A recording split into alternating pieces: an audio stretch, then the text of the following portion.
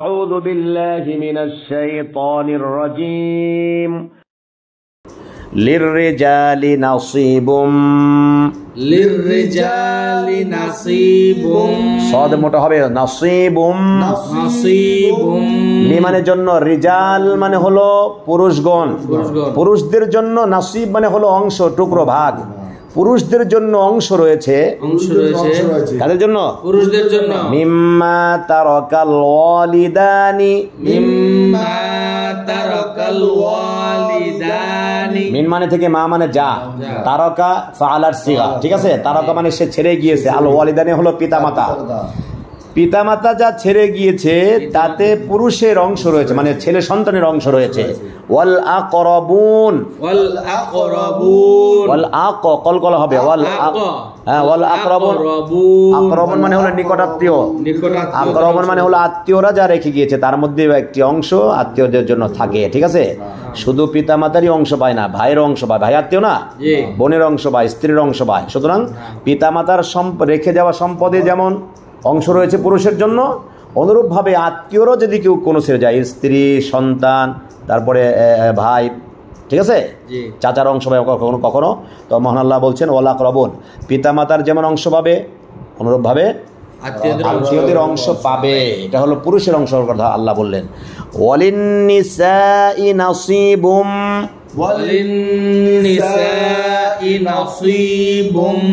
এবং নারীদের জন্য অংশ রয়েছে মিম্মা তারাকাল ওয়ালিদানি ওয়াল আকরাবুন মিম্মা তারাকাল ওয়ালিদানি ওয়াল আকরাবুন কথা একটাই বুঝছেন তো মাতা পিতা পিতামাতা যা ছেড়ে যাবে এবং আত্মীয় স্বজন যা ছেড়ে যাবে তার মধ্যে নারীদেরও একটা অংশ রয়েছে ঠিক আছে তাই নারী পুরুষের অংশের কথা মহান আল্লাহ বলেন মিম্মা ক্বাল্লা মিনহু আও কাসুর কাসুর আর কি এটাও সিগা কল্লাটাও সিগা কল্লা ইয়াকিল্লু আল কিল্লাতু মানে কম হওয়া মিম মানে যা কিছু তারা ছেড়ে গেছে ওহা থেকে আর কি ঠিক আছে মিম কল্লা মানে কল্লা ইয়াকিল্লু আল কিল্লাতু মানে হলো কম হওয়া যা কম হয়েছে মিনহু ওহা থেকে আও কাসুরা অথবা বেশি হয়েছে অর্থাৎ কম হোক বেশি হোক নারী পুরুষের অংশ তাদের পিতামাতার সম্পদে এবং আত্মীয়তার সম্পদে রয়েছে ঠিক আছে কম হোক বেশি হোক মানে পুরুষেরা একটু বেশি পাবে নারীরা একটু কম পাবে ঠিক আছে নাসিবাম মাফরুদা নাসিব মানে কিন্তু অংশ টুকরো ভাগ খণ্ড ঠিক আছে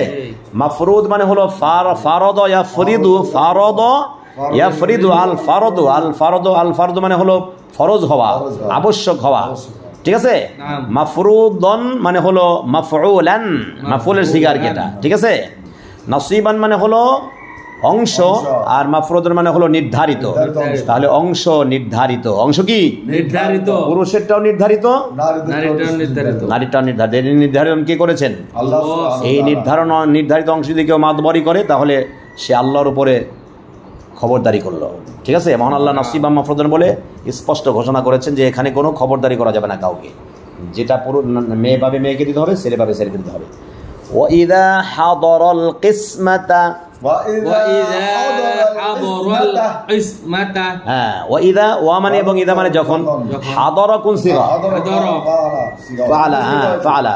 হাদারা ইয়াহদুরু আল হুদুর মানে উপস্থিত হওয়া যখন উপস্থিত হয় আল কিসমাত মানে হলো বন্টন ঠিক আছে এখানে বন্টনের সময় এখানে অর্থ কি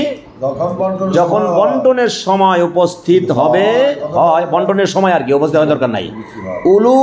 উলুল কুরবা উলু হলো জুর জমা জু মানে ওয়ালা উলু মানে হলো ওয়ালার আগে আর কোরবা মানে নিকটাত্মীয় তাহলে ওল কোরবা মানে হলো যদি বন্টনের সময় সম্পত্তি বন্টনের সময় যদি নিকটাত্মীয়রা উপস্থিত হয় ওয়াল ইয়াতামা এবং ইয়াতীমগণ ওয়াল মাসাকিন এবং মিসকিনরা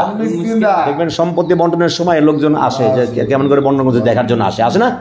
আল্লাহ বলতেছেন এমন পরিস্থিতির সময়ে কি করবে তোমরা কি আসছে কে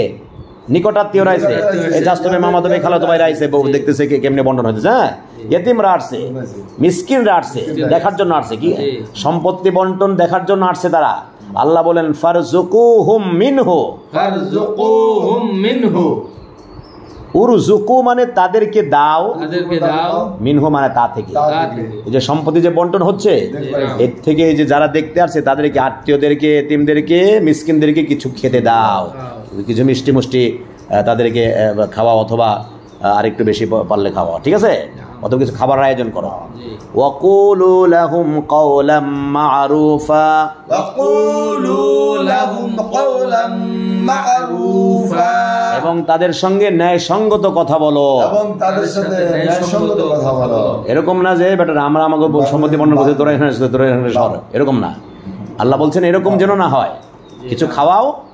এবং তাদের সঙ্গে সুন্দর কথা বলা। ভাই বসেন, একটা চেয়ার দাও, একটা মোড়া দাও, ঠিক আছে তো।